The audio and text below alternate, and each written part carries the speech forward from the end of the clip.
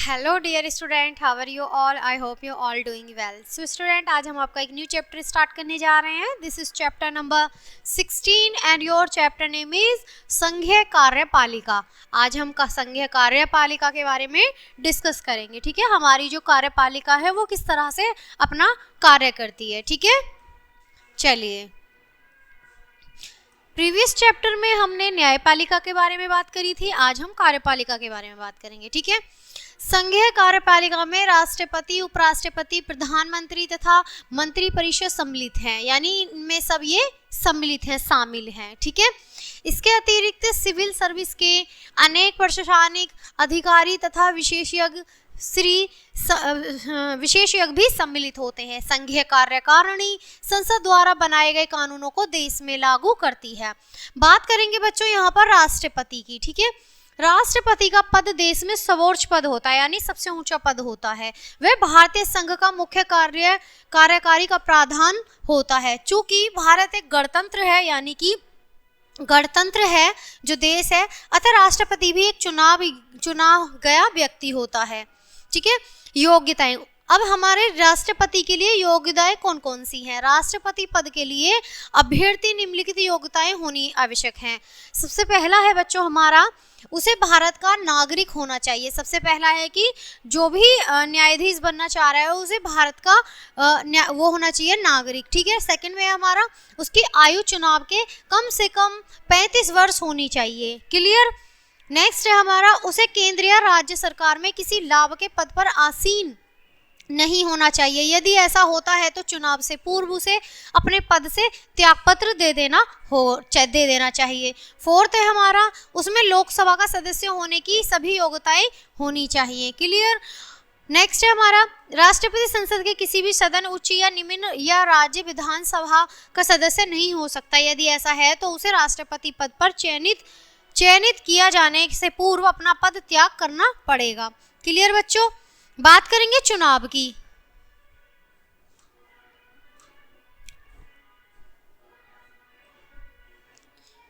यहाँ पे राष्ट्रपति भवन है बच्चों, ये जो चित्र दिया गया है आप देख पा रहे हैं।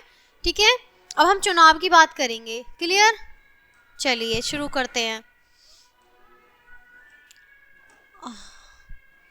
राष्ट्रपति का चुनाव प्रत्यक्ष रूप से नहीं होता, इसका चुनाव अप्रत्यक्ष रूप से होता है, यानी कि ये प्रत्यक्ष रूप से नहीं, अप्रत्यक्ष रूप से होता है। अप्रत्यक्ष रूप से होता है से एक निर्वाचक मंडल, यानी कि इलेक्टोरल कॉलेज के द्वारा होता है, जिसमें संसद के दोनों सदनों तथा राज्यों की विधानसभाओं के सदस्य सम्मिलित होते हैं। राष्ट्रपति का निर्वाचन अनुपातिक प्रतिनिधित्व के आधार पर एकल मत संक्रमणीय प्रणाली से तथा गुप्त मतदान द्वारा होता है। प्रत्येक राज्य के निर्वाचकों के वोट की संख्या राज्य की जनसंख्या पर निर्भर करती है। सभी निर्वाचकों के कुछ मतों का योग देश की लगभग संपूर्ण जानकारी के बराबर होता है। पद का कार्यकाल। अब यहाँ पर बच्चों पद का कार्यकाल देखेंगे। भारत का राष्ट्रपति सामान्यतः 5 वर्ष के लिए निर्वाचित किया जाता है। वह दूसरी बार भी राष्ट्रपति चुना जा सकता है। उसका पद मृत्यु, त्याग पद तथा महाभियोग के कारण भी रिक्त हो सकता है। संविधान के विरुद्ध आचरण करने पर भी उसे उसके पद से हटाया जा सकता है। इसके लिए उस पर महाभियोग लगाया जा सकता है। महाभियोग का प्रस्ताव संसद के 2/3 बहुमत से पारित होना चाहिए। राष्ट्रपति की अनुपस्थिति में उपराष्ट्रपति इसके स्थान पर कार्य करेगा। राष्ट्रपति का पद रिक्त यानी खाली होने पर 6 माह की अवधि के अंतर्गत राष्ट्रपति का निर्वाचन होना अनिवार्य होता है। यानी अगर जो राष्ट्रपति की जगह खाली हो चुकी है वहाँ 6 महीने के अंदर दूसरा राष्ट्रपति का निर्वाचन होना बहुत जरूरी होता है। बच्चों बात करेंगे वेतन और भत्ते की। भारत के राष्ट्रपति को प्रति माह 5 लाख स्थायी वेतन नवीनतम प्रावधानों के अनुसार तथा अन्य भत्ते के रूप में मिलते हैं। इसे राष्ट्रपति भवन में मुफ्त निवास की सुविधा प्राप्त होती है। कार्य मुक्त होने पर भी इसे कुछ विशेष अधिकार प्राप्त होते हैं, जिनमें पेंशन सम्मिलित है, जो संसद द्वारा निश्चित की जाती है। बच्चों आगे बढ़ते हैं, आगे देखेंगे राष्ट्रपति की शक्तियां। क्लियर। भारतीय संघ के राष्ट्रपति की शक्तियां इत्यादि हैं, जिनका संक्षिप्त विवरण निम्नलिखित है। बच्चों बात करेंगे कार्यपालिका की, ठीक है, कार्यपालिका शक्तियों की। राष्ट्रपति भारतीय संघ का मुख्य कार्यकारी है, वह कार्यपालिका के उच्च अधिकारियों की नियुक्ति करता है। वह प्रधानमंत्री तथा उसकी संस्तुति पर मंत्री परिषद की नियुक्ति करता है। वह राज्य के राज्यपालों, गवर्नरों, अटॉर्नी जनरल, कंट्रोलर तथा ऑडिटर जनरल, लेफ्टिनेंट गवर्नर तथा केंद्र शासित प्रदेशों के मुख्य आयुक्तों की संघीय लोक सेवा आयोग यूपीएससी के चेयरमैन तथा सदस्यों, सर्वोच्च न्यायालय तथा उच्च न्यायालय के मुख्य न्यायाधीश तथा अन्य न्यायाधीशों की भी नियुक्ति करता है। वह सैन्य बल का सर्वोच्च सेनापति होता है तथा सेना के तीनों अंगों के प्रमुख की नियुक्ति करता है। वह राजदूतों को भेजता है तथा स्वागत करता है। विदेश से की गई सभी संधियां उसी के द्वारा हस्ताक्षरित होती हैं। बच्चों क्लियर। बात करेंगे यहाँ पर अब हम विधायी शक्तियों की। क्लियर, विधायी शक्तियों के बारे में बात करेंगे अब हम, ठीक है। राष्ट्रपति चुनावों के बाद संसद के प्रथम सत्र को संबोधित करता है। संसद के सत्र वही आदूत करता है तथा समाप्ति की घोषणा भी करता है। वह संसद को भंग भी कर सकता है। उसकी अनुमति के बिना कोई भी विधेयक, बिल, कानून नहीं बना सकता है। बच्चों जब संसद का सत्र जारी होता है उस समय वह अध्यादेश जारी कर सकता है। युद्ध की घोषणा के लिए भी उसकी सहमति आवश्यक है। अब बच्चों बात करेंगे वित्तीय शक्तियों की। राष्ट्रपति की संस्तुति के बिना कोई भी बजट संसद में पेश नहीं किया जा सकता। वह विशेष खर्चों के लिए आपातकालीन कोष से अग्रिम धन दिला सकता है। बात करेंगे बच्चों हम न्याय शक्ति की।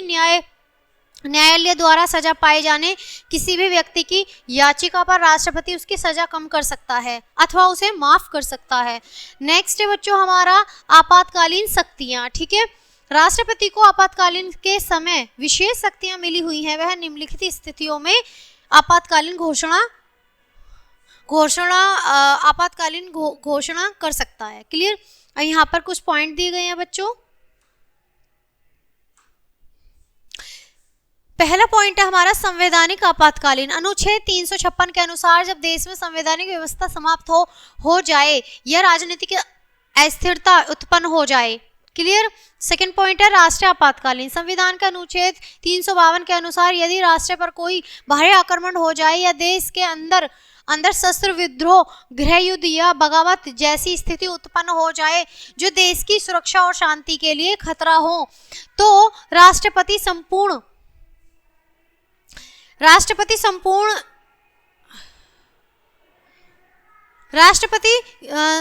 हाँ क्या है बच्चों ये, सॉरी एक सेकंड रुकेंगे आप। हाँ, देश के अंदर शस्त्र विद्रोह, गृह युद्ध तथा बगावत जैसी स्थिति उत्पन्न हो जाए तो देश की सुरक्षा और शांति के लिए खतरा हो तो राष्ट्रपति संपूर्ण देश में आपातकालीन की घोषणा कर सकता है। बच्चों क्लियर। चलिए आगे बढ़ते हैं। वित्तीय आपातकाल, ठीक है। वित्तीय आपातकाल अनुच्छेद 360 के अनुसार जब देश में वित्तीय अस्थिरता से आर्थिक संकट उत्पन्न हो जाए, संकट काल के समय नागरिकों के कुछ मूल अधिकारों को निलंबित कर दिया जाता है तथा वित्तीय संकट के समय राष्ट्रपति सरकारी कर्मचारियों के वेतन भत्तों में कमी कर सकता है। क्लियर। आगे देखेंगे जब किसी राज्य में संवैधानिक व्यवस्था समाप्त हो जाती है तो राष्ट्रपति राज्यपाल की सलाह पर राज्य की राष्ट्रपति शासन लागू कर देता है। यह प्रारंभ में 6 महीने तक होता है, परंतु विशेष परिस्थितियों में इसे 2 वर्ष तक बढ़ाया जा सकता है। अब बात करेंगे बच्चों हम राष्ट्रपति की वास्तविक स्थिति की। राष्ट्रपति की शक्तियों के संदर्भ में पूर्व विवेचन से यह आभास होता है कि इसको अनेक अधिकारी प्रदान किए गए हैं, लेकिन वास्तव में वह प्रधानमंत्री की सलाह पर कार्य करता है। उसमें निहित शक्तियों का सही अर्थों में प्रयोग प्रधानमंत्री तथा मंत्रिपरिषद ही करती है। राष्ट्रपति नामात्र के वैधानिक प्रधान की तरह कार्य करता है क्योंकि हमारे संविधान ने देश में संसदीय सरकार की स्थापना की है। इस पद्धति के अंतर्गत प्रधानमंत्री और उसकी मंत्रिपरिषद संसद के प्रति उत्तरदायी है। वे संसद में बहुमत की इच्छा होने तक ही अपने पदों पर बने रहते हैं। बात करेंगे बच्चों अब हम राष्ट्रपति का पद गरिमामय है। यानी कि जो राष्ट्रपति का पद है वो गरिमामय होता है। वह भारत का प्रथम नागरिक है तथा सभी राष्ट्रीय उत्सवों पर देश का प्रतिनिधित्व करता है। उपराष्ट्रपति, बात करेंगे बच्चों हम उपराष्ट्रपति के बारे में। संविधान में भारत के उपराष्ट्रपति का भी प्रावधान किया गया है। उपराष्ट्रपति बनने के लिए किसी अभ्यर्थी में वे सभी योग्यताएं होनी चाहिए जो राष्ट्रपति पद के लिए आवश्यक होती हैं। बच्चों बात करेंगे यहाँ पर हम चुनाव की। भारत का उपराष्ट्रपति संसद के दोनों सदनों द्वारा चुना जाता है। राज्यों के विधायक उसके चुनाव में भाग नहीं लेते हैं। उसके चुनाव की प्रक्रिया गुप्त मतदान विधि द्वारा, समानुपातिक प्रतिनिधित्व तथा एकल हस्तांतरणीय मत प्रणाली द्वारा होती है। उपराष्ट्रपति के चुनाव के लिए स्पष्ट बहुमत का होना आवश्यक है। बात करेंगे बच्चों हम कार्य की, ठीक है। उपराष्ट्रपति राज्यसभा के अध्यक्ष अथवा पीठासीन अधिकारी की भांति कार्य करता है तथा इसकी कार्यवाहियों को संचालित करता है। राष्ट्रपति का पद रिक्त हो जाने की स्थिति में वह भारत के राष्ट्रपति के रूप में भी कार्य करता है। 1959 ईस्वी में राष्ट्रपति जाकिर हुसैन की मृत्यु के पश्चात श्री बीबी गिरी ने तथा 1977 ईस्वी में राष्ट्रपति फरुखुद्दीन अली अहमद की मृत्यु के पश्चात श्री बीडी जत्ती ने कार्यवाहक राष्ट्रपति के रूप में कार्य किया था। उपराष्ट्रपति 6 माह से अधिक की अवधि के लिए कार्यवाहक राष्ट्रपति नहीं बन सकता। इस अवधि में ही नए राष्ट्रपति का चुनाव करना आवश्यक होता है। बच्चों बात करेंगे वेतन एवं भत्ते की। भारत के उपराष्ट्रपति को प्रति माह रुपये 4 लाख स्थायी वेतन नवीनतम प्रावधानों के अनुसार तथा अन्य भत्ते के रूप में मिलते हैं। इस मुक्त निवास की सुविधा भी प्राप्त होती है। मतलब जो मुक्त निवास मिलता है उन्हें रहने के लिए स्थान दिया जाता है। कार्य मुक्त होने पर उसे पेंशन भी मिलती है, यानी जब उनका कार्य खत्म हो जाता है तो उन्हें पेंशन भी दी जाती है। बच्चों बात करेंगे अब यहाँ पर प्रधानमंत्री एवं उसकी मंत्रिपरिषद की। यह राज्यसभा का एक चित्र है, आप देख सकते हैं इस तरह का राज्यसभा का चित्र होता है, ठीक है। बात करेंगे बच्चों राष्ट्रपति लोकसभा में बहुमत प्राप्त दल के नेता को प्रधानमंत्री नियुक्त करता है। यदि किसी दल को स्पष्ट बहुमत प्राप्त नहीं है तब 2 या अधिक दल मिलकर अपना नेता चुनते हैं। ऐसी सरकार को साझा सरकार या गठबंधन सरकार, कोलिशन गवर्नमेंट कहा जाता है। इस प्रकार चुने गए नेता को ही प्रधानमंत्री के रूप में नियुक्त किया जाता है। प्रधानमंत्री तथा उसकी मंत्रिपरिषद संघीय सरकार का सबसे महत्वपूर्ण अंग है। प्रधानमंत्री सरकार का वास्तविक प्रधान हेड होता है। वह सभी मंत्रियों को नियुक्त व पदच्युत करता है तथा इसके काम में तालमेल रखता है। राष्ट्रपति प्रधानमंत्री की सलाह पर अपनी शक्तियों का प्रयोग करता है। प्रधानमंत्री ही राष्ट्रपति और जन सामान्य के बीच कड़ी का कार्य करता है। प्रधानमंत्री कैबिनेट का ही नहीं वरन संसद का भी नेता होता है। संसद में राष्ट्रपति नीति के विषय में की जाने वाली सभी महत्वपूर्ण घोषणाएं प्रधानमंत्री द्वारा ही की जाती हैं। सरकार की सफलता या विफलता प्रधानमंत्री पर ही निर्भर करती है। बच्चों बात करेंगे अब कार्यकाल की। अब बच्चों यहाँ कार्यकाल जो दिया गया है वो है संवैधानिक रूप से प्रधानमंत्री तथा उसकी मंत्रिपरिषद राष्ट्रपति की इच्छा से अपने पद पर बने रहते हैं, किंतु व्यवहार में वे तब तक पदासीन रहते हैं जब तक कि उन्हें निम्न सदन लोकसभा में बहुमत प्राप्त होता है। क्लियर बच्चों। नेक्स्ट है बच्चों इसका कार्य। सरकार के प्रावधान के तौर पर प्रधानमंत्री देश के सभी आंतरिक एवं बाह्य विदेशी मामलों का प्रबंध करता है। वह निम्नलिखित कार्य करता है। कौन कौन से वो कार्य बच्चों? वह मंत्रिपरिषद के सदस्यों की सूची बनाता है तथा उनके विभागों का आवंटन करता है। नेक्स्ट है बच्चों वह सभी मंत्रियों के कार्य की देखभाल करता है तथा आवश्यकता पड़ने पर उन्हें सलाह भी देता है। इस प्रकार प्रशासन को सहज बनाने के लिए वह विभिन्न तालमेल रखता है। क्लियर। नेक्स्ट है बच्चों वह सरकार का प्रमुख प्रवक्ता तथा लोकसभा का नेता होता है।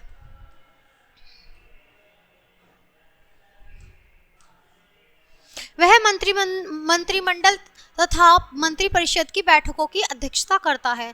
नेक्स्ट है बच्चों वह राष्ट्रपति को प्रमुख नियुक्तियों जैसे सर्वोच्च न्यायालय के राज्यपालों, न्यायाधीशों, राजदूतों आदि के विषय में सलाह देता है। नेक्स्ट है बच्चों वह गलती करने वाले मंत्रियों से कारण पूछ सकता है।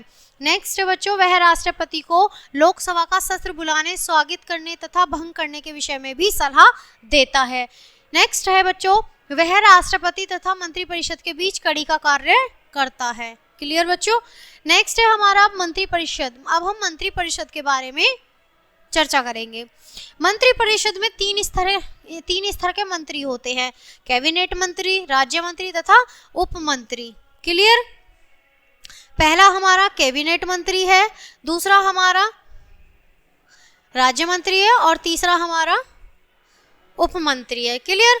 इनमें कैबिनेट जो स्तर के मंत्री उच्चतम स्तर पर होते हैं तथा इन्हें वित्त, रक्षा, गृह, उद्योग, रेलवे आदि महत्वपूर्ण विभाग दिए जाते हैं। राज्य स्तर के जो मंत्री होते हैं वो किसी भी विभाग का स्वतंत्र प्रभार दिया जा सकता है। उप मंत्री कैबिनेट मंत्री तथा राज्य मंत्री की सहायता करते हैं। क्लियर बच्चों। तीन तरह के मंत्री होते हैं। आगे बढ़ते हैं। सामूहिक दायित्व का सिद्धांत। बच्चों यहाँ संसद भवन की एक पिक्चर शो हो रही है, आप देख पा रहे हैं। क्लियर। मंत्रिपरिषद एक टीम की भांति प्रधानमंत्री के नेतृत्व में कार्य करती है। यह सामूहिक दायित्व के सिद्धांत पर कार्य करती है। इसका अर्थ यह है कि प्रत्येक मंत्री प्रधानमंत्री द्वारा लिए गए किसी भी निर्णय के लिए उत्तरदायी होता है। मंत्रिपरिषद सम्मिलित रूप से सरकार के सभी कार्यों के लिए संसद के प्रति उत्तरदायी होता है। यदि प्रधानमंत्री के विरुद्ध अविश्वास प्रस्ताव पारित होता है तो यह अविश्वास प्रस्ताव समस्त मंत्रिपरिषद के विरुद्ध अविश्वास का मत माना जाता है और संपूर्ण मंत्रिपरिषद को त्यागपत्र देना पड़ता है। मंत्रियों में विचारों की भिन्नता हो सकती है किंतु वे उसे खुले तौर पर प्रकट नहीं कर सकते हैं। उन सभी से परस्पर सहयोग पूर्व कार्य करने की आशा की जाती है। वे एक साथ तैरते या डूबते हैं। इसी तथ्य को सामूहिक दायित्व का सिद्धांत कहा जाता है। क्लियर बच्चों। अब हम थोड़ा स्मरणीय तथ्य पढ़ लेते हैं एक बार। अब तक हमने अपने पाठ में क्या सीखा।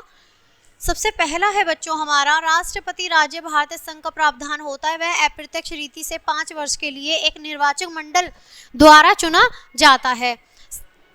सेकंड पॉइंट है बच्चों हमारा संघीय कार्यपालिका में राष्ट्रपति, प्रधानमंत्री तथा मंत्रिपरिषद होते हैं। क्लियर। मैंने आपको बताया। थर्ड पॉइंट है राष्ट्रपति के पर्याप्त शक्तियां होती हैं जिनमें कार्यपालिका, विधायी, न्यायिक, वित्तीय एवं आपातकालीन प्रमुख होते हैं। क्लियर। नेक्स्ट हमारा उपराष्ट्रपति राज्यसभा का अध्यक्ष होता है। राष्ट्रपति की अनुपस्थिति में वह उसका कार्य अधिकतम 6 माह तक देखता है। क्लियर बच्चों। नेक्स्ट हमारा मंत्रिपरिषद में 3 स्तर के मंत्री होते हैं, कैबिनेट, राज्य मंत्री एवं उप मंत्री। मंत्रिपरिषद एक टीम के रूप में सामूहिक उत्तरदायित्व के आधार पर कार्य करती है। क्लियर बच्चों। नेक्स्ट देखेंगे प्रधानमंत्री सरकार तथा संसद का प्रमुख होता है। वह देश के आंतरिक तथा बाहरी मामलों का प्रबंधक करता है। क्लियर बच्चों। तो बच्चों ये था आपका कार्यपालिका को लेके एक बहुत ही नॉलेजेबल चैप्टर। आई होप आपको अच्छे से समझ आया होगा। सो बच्चों मैं लेती हूँ आपसे विदा। मिलती हूँ आपसे नेक्स्ट चैप्टर नेक्स्ट वीडियो के साथ। तब तक के लिए bye and thanks for watching.